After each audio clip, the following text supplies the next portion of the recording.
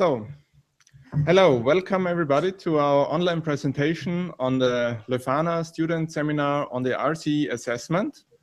Over the past year, students from Leuphana University in a transdisciplinary seminar, all the students you can see here beside and in the background, have worked intensively to assess 10 different RCEs. They have been in intensive contact together with 10 RCEs around the world to find new opportunities and new ways about how to assess RCEs.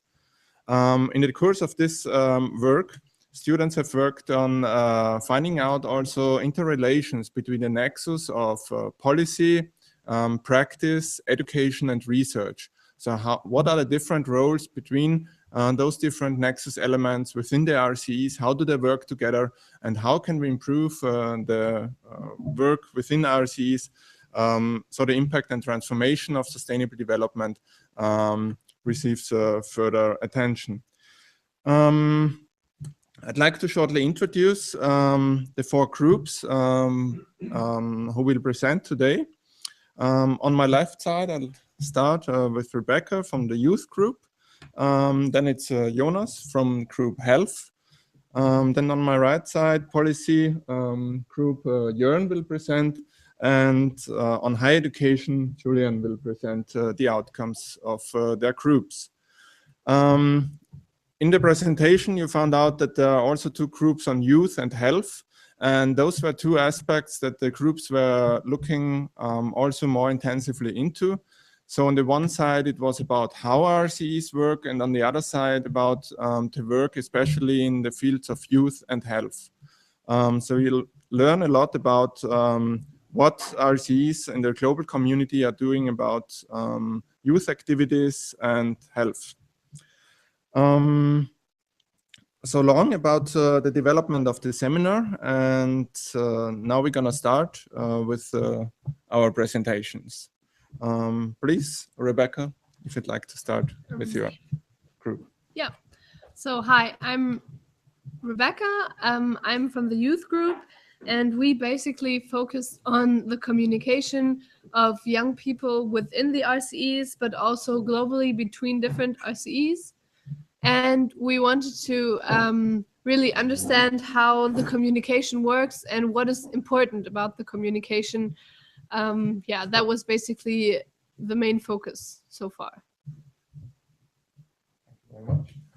Jonas, if you'd like to present the health group. Yeah, we were 4 students looking on the big topic of health, and our biggest task in the beginning was to identify which projects are about health and which not, but I will come to that later too.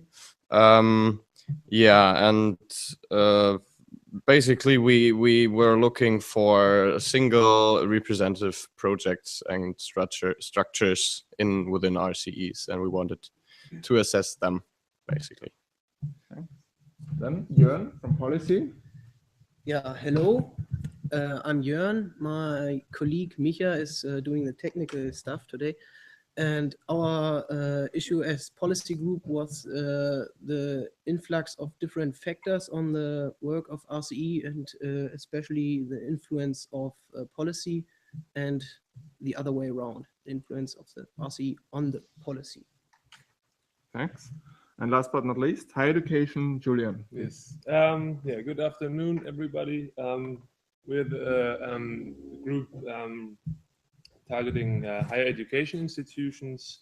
We are doing some sort of a qualitative description of the roles of higher education institutes within RCEs, and therefore we held interviews with RCE Penang and RCE Portland, and yeah, we'll present you our outcomes after the others.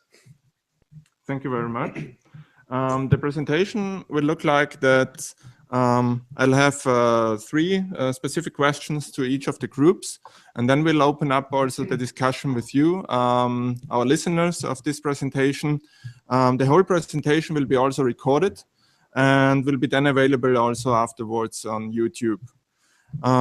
So we are also looking forward after the presentations of the different groups onto your questions from our audience. coming, I think, from Africa and Asian continent. Thank you very much for joining us in our presentation. So first again, I'd like to start with the youth group and ask Rebecca about how did you collect your data to answer your research question, and what was your research question exactly? Our research question, or our original research question, was which content and media are needed to transfer knowledge about and scale best practices of projects where youth is engaged amongst RCEs. And first of all, we use literature and the internet to really get an understanding of RCEs, how they work, and whether there are any projects we can build on or that are relevant for us. And then we chose specific RCEs, which are Okayama, Grand Rapids, and Saskatchewan. And we sent them questionnaires to understand what their work is about, to get to know them. And out of these questionnaires, we generated interview questions, and then we did 4 interviews in November and December, and they were mainly about media and communication in what youth uses within the RCE. And we really got interesting insights about the communication, the challenges, and also the desired state of communication. So you made me curious about what very interesting things you found out in these different fields. Well, first of all, I'd like to say that our interview partners were really motivated, and they were very encouraging for us, because of course at the beginning we were really unsure who are we going to talk to, and what are we going to really get from the interviews. But we really found that there are a lot of different events, such as the virtual youth conference, but also many other projects. And there are so many opportunities to really get people together. And this is so individual, which is also very, very interesting. And we mainly found out that communication is very important for RCEs and for scaling knowledge, but it's even more important to have fun and enjoy the work that you're doing. Thanks a lot. So your research question, you already said, was about which content and media are needed to transfer knowledge about and scale best practices of projects where youth especially is engaged in and amongst RCEs. So how would you answer now your research question? Now we would change our research question a bit, because we found out that the content doesn't really have to be that important at the beginning.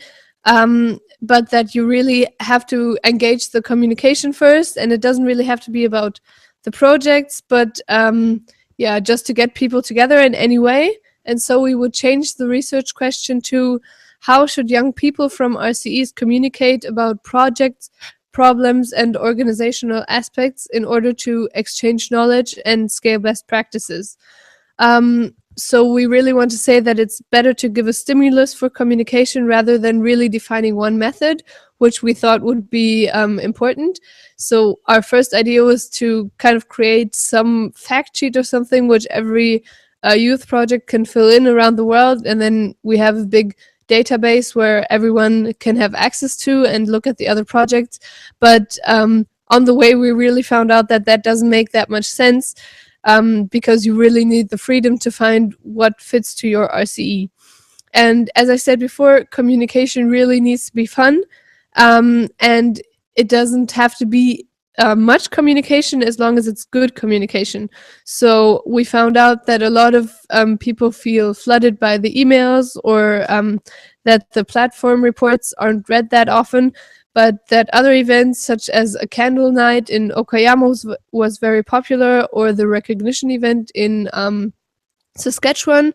But of course, we also found out that face-to-face communication can never be fully replaced by any other communication. But of course, art and pictures and videos can make everything more tangible. Yeah, and we also have all these results finalized in a Prezi presentation, which we will send out the next week. Yeah. Thanks a lot. Rebecca, for the youth insights, we saw communication needs to make fun. That's also something we'd like to try here with this hangout, actually, to find new opportunities, how to communicate outcomes from seminars students are doing. The second group now, I'd like to come to Jonas from the health group. And this group was looking into health activities of different RCEs. So my first question to Jonas would be about what goals did you have in your group and which different methods did you use? Yeah, well, our practical goal basically was to identify best practices within several RCEs. Best practices defined as the structures or single projects or methods that work remarkably well within a project. And yeah, we wanted to find them and to identify them, so we elaborated 2 questionnaires. The first was sent to several RCEs for them to answer, and it asked for exactly these single projects or these best practice examples, and also asked questions about how work they well, and for them to assess them along single points, so they could give points to different for different structures or something. And after we received our answers, we wanted basically to develop a second, or we developed a second questionnaire that was supposed to be sent to other RCEs and to ask them about the projects that we received in the first questionnaire, but sadly we did not receive much answers, just one filled up questionnaire, and so this second questionnaire was never sent to other RCEs, but we have at least one best practice from an RCE, which is already quite good. Thanks a lot. So still, how do RCEs deal with the topic of health? So what did you find out through your research, and which outcomes and also what challenges did you find through your research?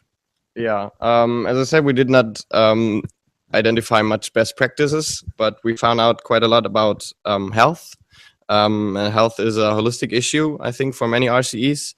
And it should be viewed as such because it involves many different themes and concepts. So health is not always projects or RCEs dealing with health do not only deal with health, but it is health. The topic is interlinked with other projects and other aspects. For example, water sanitation and poverty and inequality is always also about health, but most of the time it's not the main issue. So it's just health is around to be dealt with.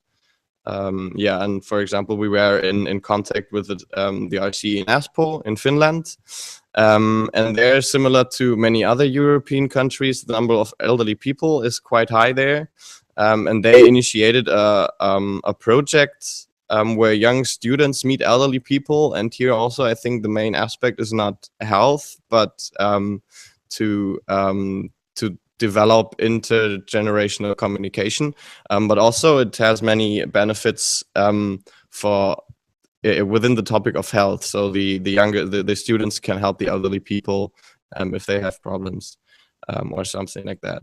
And another issue we found out around the world, mainly in Asia and Southeast Asia, is the importance of traditional medicine. We found out, for example, that many RCEs there are dealing with this topic, and they often mentioned is that traditional medicine is not really recognized in the in modern medicine, but if it helps in these countries where they don't have a lot of hospitals or something like that, traditional medicine is quite important. Yeah, that were basically our findings and our challenges, as you asked. Yeah, as I said, we did not receive much answers, sadly, and so we had to find our information in other ways. So we read a lot of reports from RCEs, and we had a Skype interview or more Skype interviews, and so yeah, now we have the challenge to come to a good ending and evaluate our project as we can with that what we got. Mm-hmm. So how are you gonna finish this project then, or what's your next steps apart from evaluation, or how do you do this evaluation? Yeah, I think yeah, we cannot identify best practices as we planned, so we have to come to another output of our project, and I think we will do it with the help of the other groups here, with information they gathered, or with annual reports that we find, and maybe we can just with the literature sources we can identify best practices maybe, and come to a good output. Thanks a lot. So we saw also in health, the interlinkage between education, research, practice is quite strong. And also the scope of health issues and health activities among RCEs is pretty wide. So we now come actually to the point where looking into policy and then also higher education aspects are regarded more deeply. And first of all, I'd like to ask here Jörn from the policy group about what was your research question, looking into policy aspects of RCEs, and how did you work on the answering this question, please? Yeah, all right. We wanted to find out which factors of an RCE have the highest influence on the work, and wanted to make visible how this degrees look, how this influences have a certain degree. And additionally, we wanted to somehow compare RCEs, not evaluating them, but make visible how they use the certain nexus elements and the elements given to an RCE, and which strategies they want or they use to deal with it. Yeah, our methods were similar to the others. At first, we did research, internet research, basically, and sent out our basic questionnaire to our 2 RCEs. And afterwards, we were able to make 2 interviews, one with each RCE. And the data we collected in all these methods, we fit into a box and arrows diagram, and this I want to explain in detail.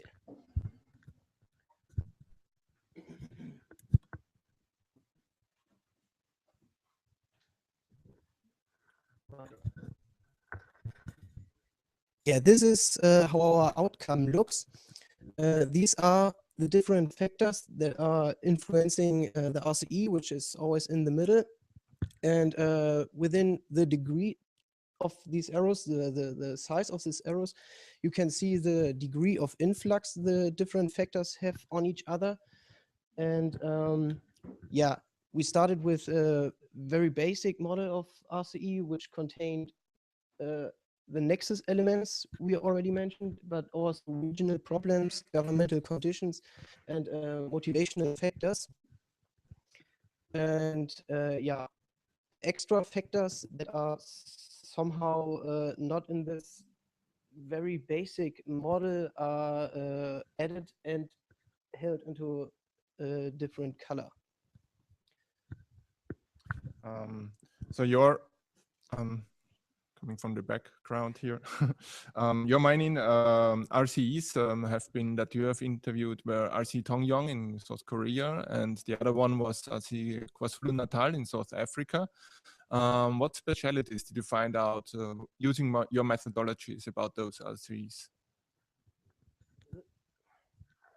Yeah, I will start with the specialties of RCE Tongyong in South Korea, and that was very high reliance on existing educational systems, and very much use and cooperation with education policy makers. You can see this in this graphic.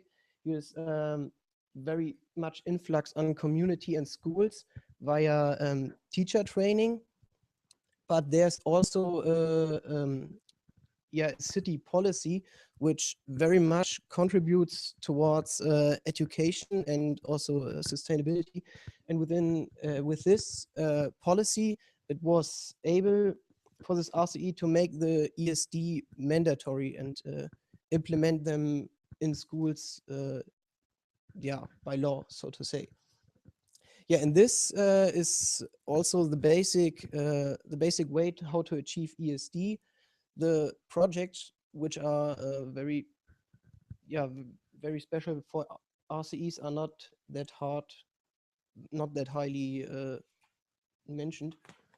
And on the other hand, we have the RCE KwaZulu-Natal in South Africa, and there were a different strategy that was an exchange with policy via funds, which are very important because all these projects are very expensive, and there's also a very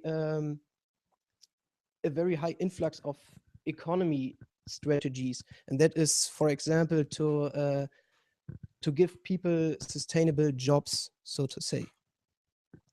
Yeah, and just an explanation, all the differences from the other RCEs are visible through other arrows, which show another degree of influx. So, thank you very much. And so using your methodologies, I think it was a quite nice opportunity here to look into different interlinkages of impact factors within an RCEs. Still, what pros and cons can you find about your using this special kind of methodology in analyzing RCEs? Yeah, well, I want to start with the advantages, and that is potential to scaling, because the structure of the RCE is somehow visible on the first view. The influences and the exchange is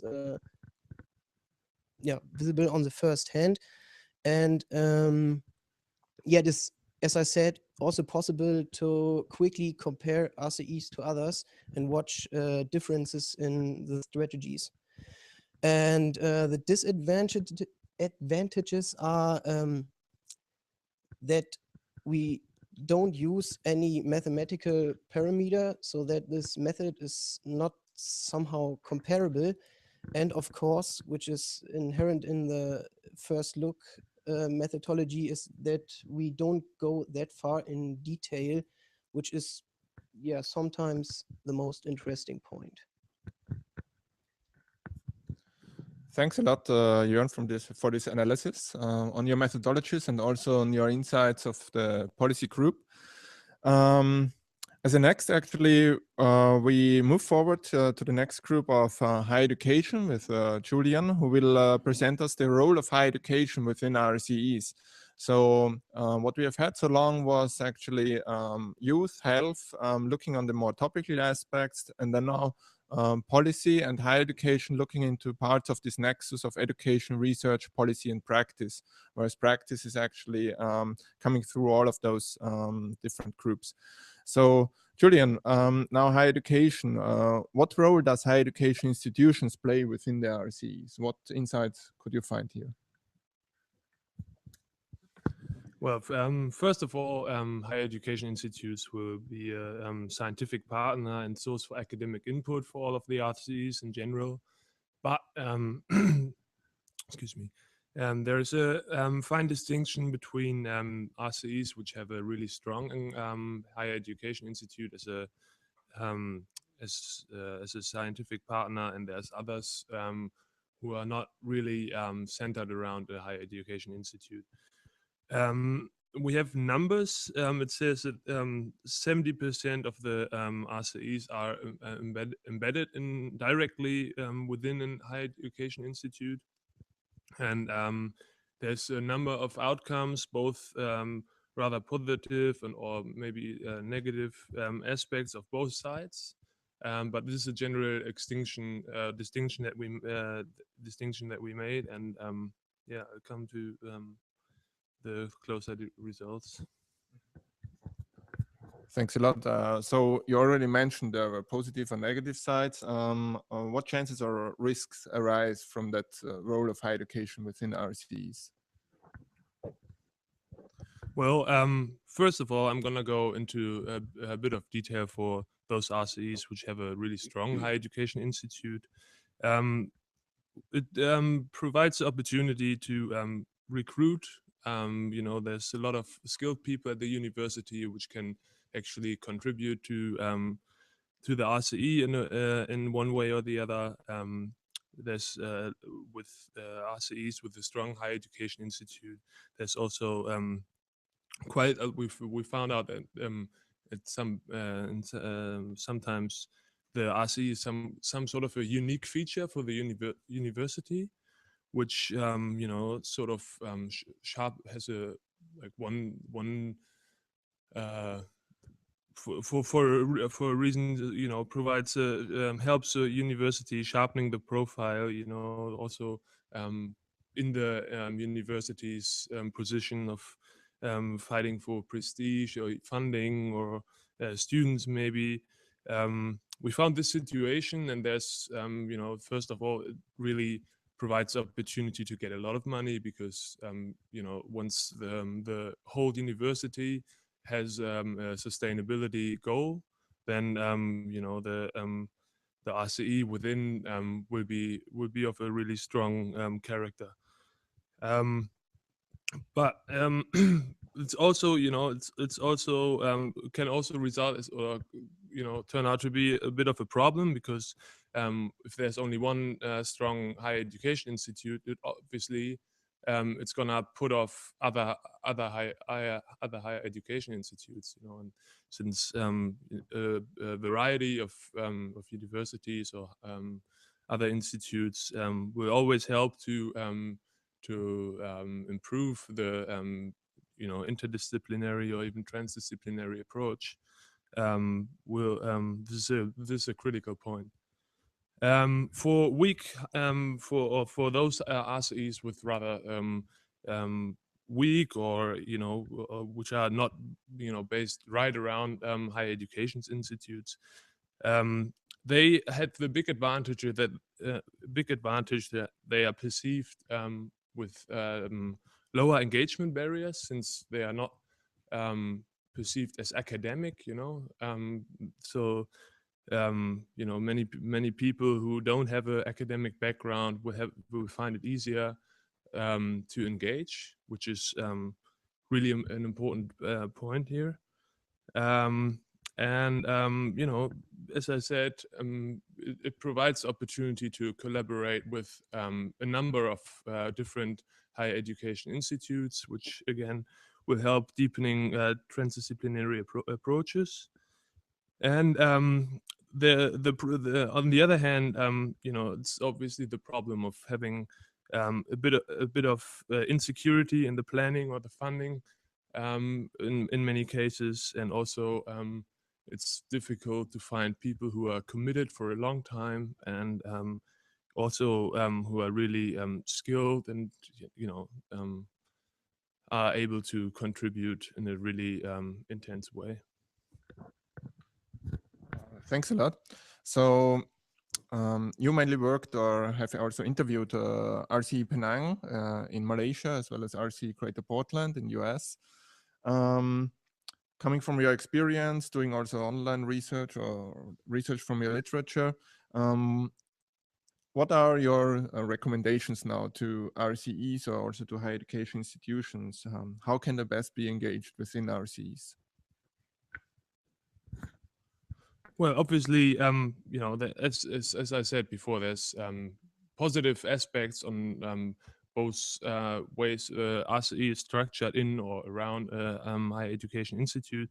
I think, or we find that it's very important to find a functional balance in any case, especially when it comes to decision-making processes. It can be handy to try to structure them in a horizontal in a horizontal way, just because yeah, it helps anyone who's engaged, and really empowers them, and gives them the feeling that they can really contribute and change, and make have a big impact in the RCE, which then again will help to find volunteers or any people who will engage. And then what we found out with, especially by talking to the to Ingrid Müller from RCE Penang, is that the universities, as I said in the beginning, they are the place where you find a lot of young and talented or skilled people, and why not using this opportunity to recruit? Why not using this opportunity to have through seminars, through project from the university, get people involved with the RCE? This is something that we really that we can really recommend. Ingrid Müller was really into this idea, and on the other hand, it's important to, as an RCE itself, it's important to keep the core, keep it as independent as possible, because that will always help finding more partners. I know, since the funding of the RCE is always is coming in the beginning, and if there's a university in the first place, then obviously it's going to have a really strong position. But as I said in the beginning, functional balance will always help. That's what we basically found out. Thank you very much, Julian, also for those insights. So we found now really the role of different higher education institutions having different roles in different RCEs of the policy, as well as also we found out a lot about health and youth activities that run throughout the whole RCE community. The students have interviewed overall, been in closer contact with 9 different RCEs coming from all the different continents. And now looking also into more holistic perspective, as I introduced, we were looking into this nexus of education, research, policy, and practice, looking into the transformational aspects, how RCEs can contribute to a transformation here. Rebecca, I'd like to come back to you also. In exchanging your group results, how did you experience this nexus also? Yeah, I would say that we basically found out that all the elements of the nexus can be separated into single movements. As we saw, each group did their individual work, but we always came together in the seminar to discuss what we had found so far. And so I would also say that these single movements have to interact with each other to have a transformation and to really scale best practices. So yeah, basically, yeah, everything's individual, but if we put it together as a whole, it works even better. And I would also like to thank all our partners, because we wouldn't have been able to do all this research in the past semesters without all the help from the other RCEs. Yep. Excellent.